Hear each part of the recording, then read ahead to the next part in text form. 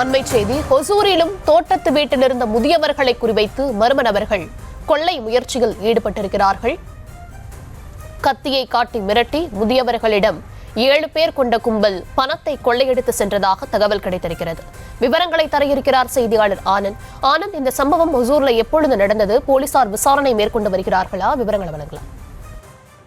வணக்கம் அர்ச்சனி. ஒசூர் அடுத்த தொட்டமெட்ரை என்னும் கிராமத்திற்கு அருகே விவசாய தோட்டத்தில் குடியிருந்து வருபவர்களிடம் குறிவைத்து இந்த தாக்குதலில் முகமூடி கொள்ளையர்கள் ஈடுபட்டிருக்கிறார்கள். 7 பேர் இந்த சம்பவத்தில் ஈடுபட்டதாகவும் கத்தியை காண்பித்து தாக்குதலில் ஈடுபட்டு இந்த கொள்ளை சம்பவத்தை அரங்கேற்றிருப்பது தெரிய வந்திருக்கிறது.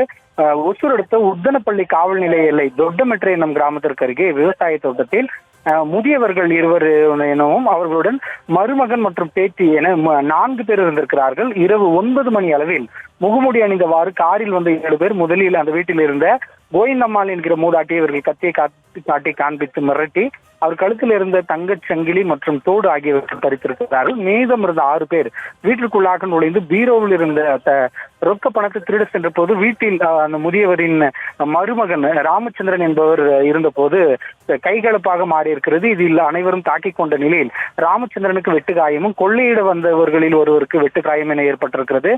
வீட்டில் பீரோவில் இருந்த 3.5 லட்சம் ரூபாய் பணத்தை திருடி கொண்டு அந்த கொள்ளை கும்பல் அங்கிருந்து அவர்களை தாக்கிவிட்டு சென்றிருக்கிறது. இந்த சம்பவம் குறித்து உத்தனப்பள்ளி போலீசார் மற்றும் கிருஷ்ணகிரி மாவட்ட எஸ்பி தங்குதுரை ஆகியோர் சம்பவத்திற்கு சென்று விசாரணை மேற்கொண்டு வருகிறார்கள். முதியவர்கள் இருப்பதை நோட்டமிட்டுதான் இவர்கள் கொள்ளை சம்பவத்தில் ஈடுபடும் என்றதாகவும் அப்பொழுது வீட்டில் மருமகன் மற்றும் பேட்டி இருப்பது பின்னர் தான் அவர்களுக்கு தெரிய வந்ததாகவும் இந்த கொள்ளை சம்பவத்தை அரங்கேற்றி தப்பி சென்றிருக்கிறார்கள். தங்க 8.5 சவரன் தங்க நகை மற்றும் ரொக்க பணம் திருடி இருப்பது குறித்து போலீசார் தீவிர விசாரணை நடத்தி வருகிறார்கள். விவரங்களுக்கு நன்றி.